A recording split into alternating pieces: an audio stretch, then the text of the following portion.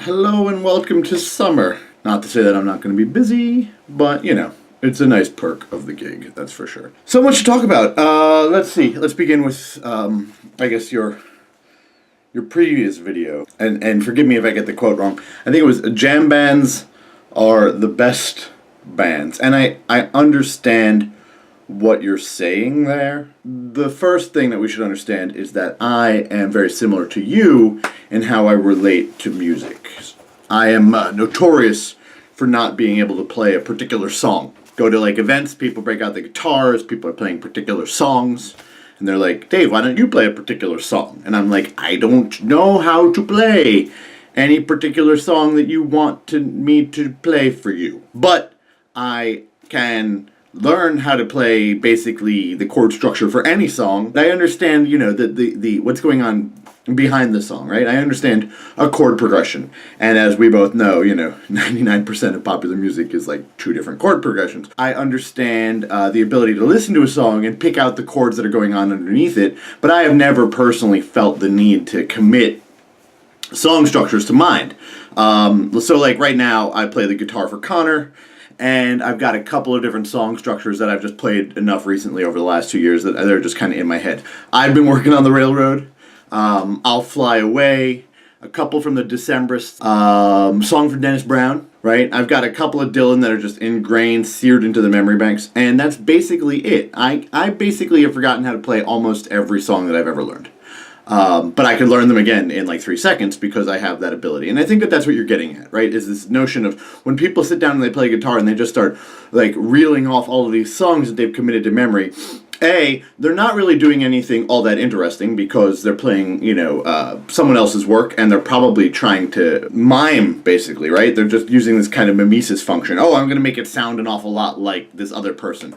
And B, it's just a terrible waste of memory, right? Use that memory to commit to mind the sort of rules of music, and you'll be able to play pretty much anything that's ever thrown at you. So I think that that's what you mean when you say jam bands are the best bands.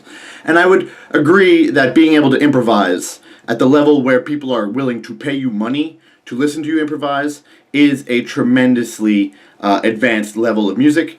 But I don't want to belittle people who have a tremendous musical ability, but focus instead on composition. Every band in the world that isn't a jam band basically has composition. And I think that there's just as much talent in some band like a Radiohead sitting down and being able to compose their way through OK Computer or, any of their albums as there is in, Fish holding a 3-hour concert where they improvise in a way that's singularly unique among, the 1,000, 1,500 plus shows that they've ever played. Both are important, and I think that there's a real role for both within the larger sphere of music. So I don't want to belittle that second group. And I don't think you do either. What else? Not so much, really. The prom. I worked the prom and I worked graduation for the first time since 2011. When I was the co-advisor for the class of 2011, and I don't regret having done them both.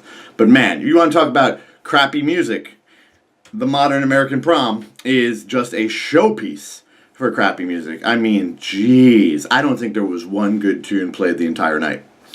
But that's fine, it's not my prom. And at my prom, I don't think there was probably one good tune played the entire night. That's just the nature of proms, I think, more than anything else. Graduation was good, relatively fast affair, and it was nice. And I think that that's basically it. The summer has begun. So I have a question for you, and I would like to expand upon this. You referenced concerts that you've been to that you're sort of embarrassed to admit to. And I would encourage you to, let's dig into that a little bit. So let's talk about embarrassing groups and embarrassing musical things that we've done in our past. And I'll start. The first CD I ever bought personally was a Vanilla Ice CD. Pretty damn embarrassing. All right, your turn. Have a good week. Take it easy.